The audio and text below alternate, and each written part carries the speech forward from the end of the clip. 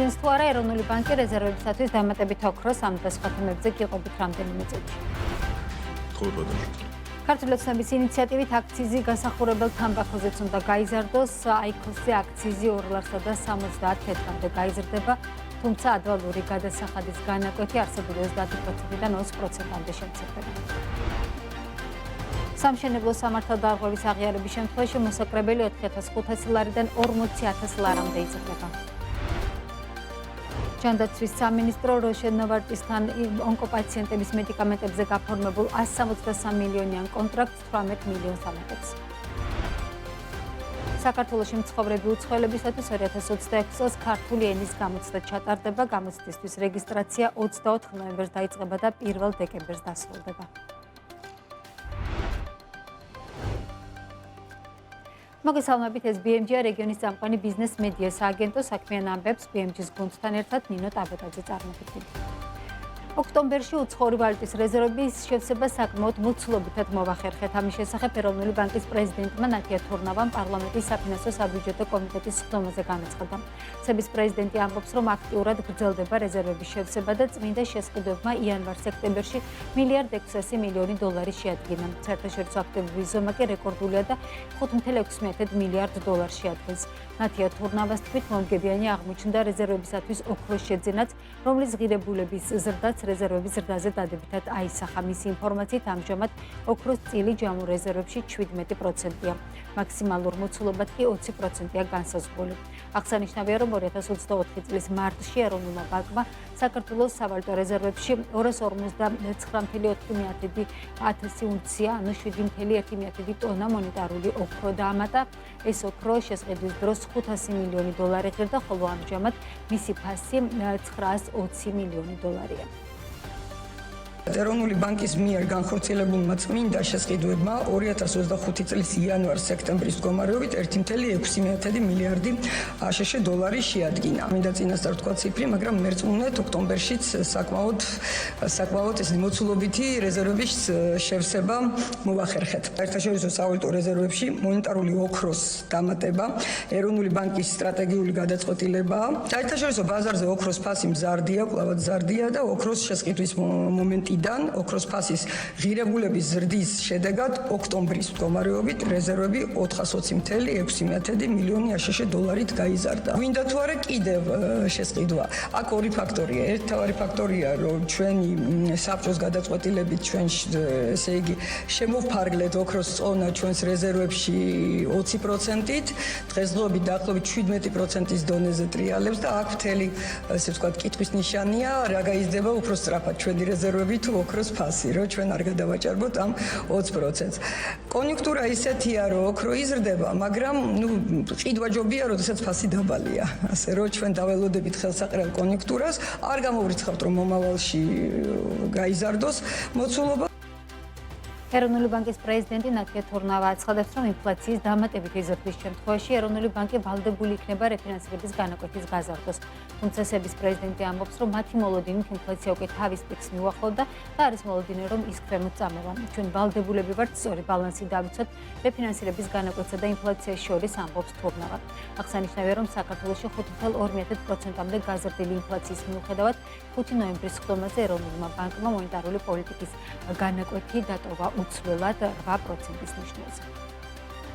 თუ კი ინფლაცია არ მოიქცა ჩვენი ცენტრალური პროგნოზის მიხედვით და გაიზარდა, ჩვენ ვალდებულები ვიქნებით ამ შემთხვევაში, რომ რეფინანსირების განაკვეთი ავწიოთ. პროგნოზი არის, რომ პირიქით, ესე იგი ინფლაცია ნორმალიზებას განიცდის, მიუახლოვდება თავის მიზნობრივ დონეს, პიკი ახლა არის და მე თანდათან წამოვაქვევით და შესაბამისად ჩვენ დიდი იმედი გვაქვს, რომ არ მოგვიწევს რეფინანსირების განაკვეთის აწევა და პირიქით არის მიჯნა 7%, ეს არის ჩვენი ეს ნეიტრალური დონე, რომელსაც შევძლებთ მაშინ, რომ მიუახლოვდეთ.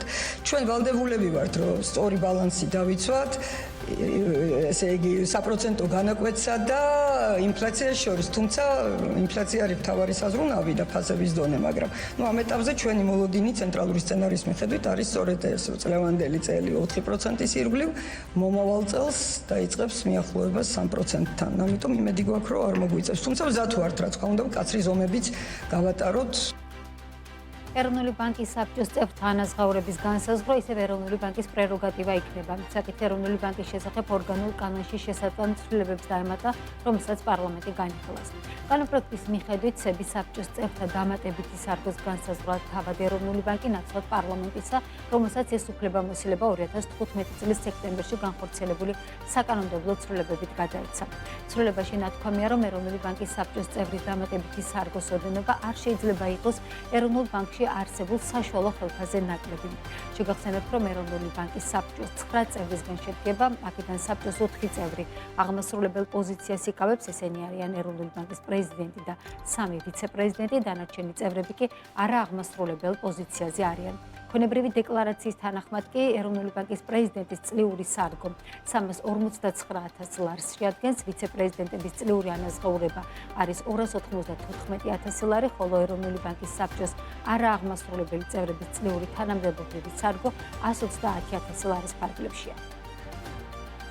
რადგან ეროვნული ბანკი არის კონსტიტუციური ორგანო, უდიდესი უფლებებით პრაქტიკულად რო აირჩევ აღარაფერს რომ წინოდეს ან გამოწვევა რაღაც აღნიშნება და სწორად არის ეს ევროპული სტანდარტია და ის თვითონ ადგენენ საბჭოს წევრების დამატებით სარგოს. თვითონ ადგენდნენ და 14 წელში ზუსტად არ მახსოვს მოხდა ასეთი ჩანაწერი რომ შეთანხმდეს პარლამენტთან.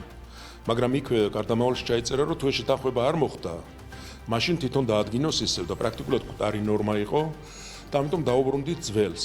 ამასთანავე როდესაც ეს წინადადება შემოვიდა ჩვენ შევისწავლეთ და მათ შორის ევროკავშირის ბანკიც, ევრობანკიც იგივე პრინციპით მოქმედებს და ევროპული სტანდარტია. ამიტომ დავაბრუნეთ ძველი ნორმა, რომელიც ევროპული სტანდარტია.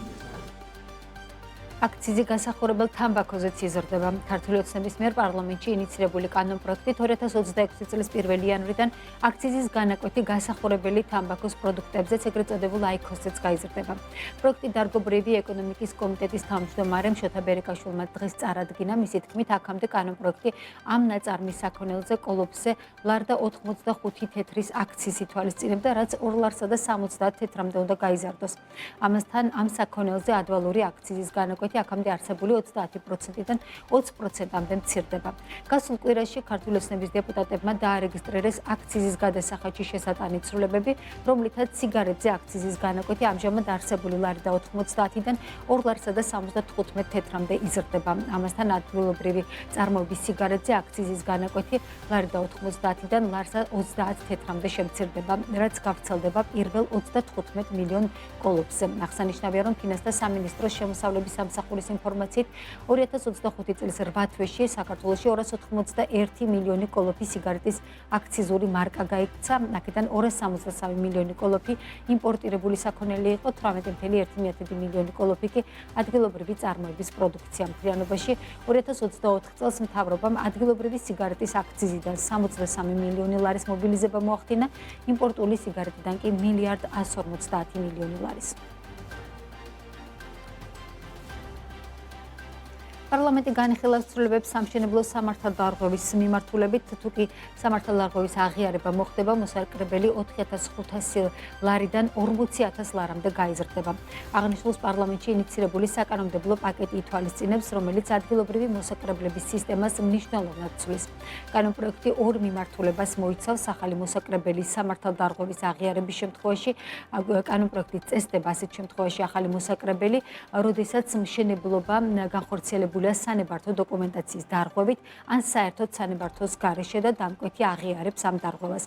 ამ შემთხვევაში დაჩქარებული მომსახურების ფარგლებში შესაბამისი აქტის გაცემამდე მოსაკრებელი იქნება მინიმუმ 4,500 ლარი და მაქსიმუმ 40,000 ლარი. რაც შეეხება მეორე მიმართულებას, ეს არის არსებულ მოსაკრებელზე ზღვარის ზრდა და ექსპლუატაციაში მიღების დაჩქარება. კერძოდ ამჟამად არსებული მოსაკრებელი, რომელიც მშენებლობის ექსპლუატაციაში მიღების ან დოკუმენტის ცვლილებას დაჩქარებულ მომსახურებას ითვალისწინებს 4,500 ლარია, ახალი რედაქციით კი მისი ზრდა მოხდება 40,000 ლარამდე.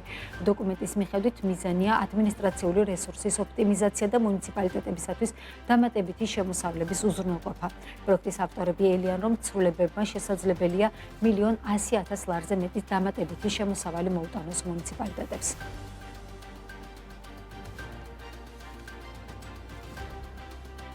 ჩვენთვის სამინისტრო როშენოვარტისთან ონკოპაციენტების მედიკამენტებზე გაფორმებულ 163 მილიონიან კონტრაქტს 18 მილიონი დოლარის კონტრაქტს ამატებს შესყიდვის ეროვნული სააგენტოსთვის ჯანმრთელობის ეროვნული სააგენტოს მიერ გაგზავნილი წერილიდან ირკვევა, რომ სააგენტო ახალი თაობის მედიკამენტებს სპეციალური ფასდაკლებით ტარიფით შეიძენს, რაც მომწოდებლებთან, კერძოდ ნოვარტისთან და როშესთან არსებული ხელშეკრულების ფარგლებში 2026-27 წლებში განხორციელდება. ამ პროექტის ფარგლებში 2023-25 წლებში უკვე 163 მილიონი ლარია გადახდილი. აღსანიშნავია, რომ 2023 წელს გაფორმებული ხელშეკრულების ფარგლებში ამ დრომდე როშესთვის 105 მილიონი ლარი, ნოვარტისისთვის კი 58 მილიონი ლარია გადახდილი.